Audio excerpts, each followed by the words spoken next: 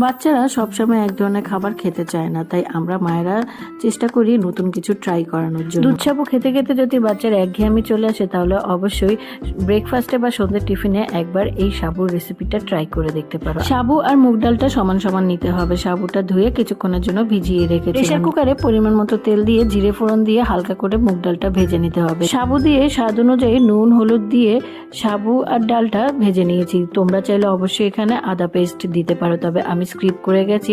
দিয়ে দিয়েছি গোটা একটা কাঁচা লঙ্কা। পরিমাণ মতো জল দিয়ে 2 থেকে 3টি সিটি দিতে হবে। প্রেসার কুকারে ঢাকনা খুলে নেড়েচেড়ে নামানোর আগে দিয়ে দিতে হবে ভীষণ অল্প পরিমাণে ঘি আর মিষ্টি। ব্যাস একদম রেডি সাবুর খিচুড়ি। আমি শুনেছি সাবুতে নাকি বাচ্চাদের ওয়েট গেইন ভালো হয়, তাই দুধ সাবু খেয়ে খেয়ে যদি তোমাদের বাচ্চার একঘেয়েমি চলে আসে, তাহলে অবশ্যই এই সাবুর খিচুড়ি একবার ব্রেকফাস্টে ট্রাই করে দেখতে পারো। আশা করছি খেয়ে নেবে। আমাদের টুবু বাবুর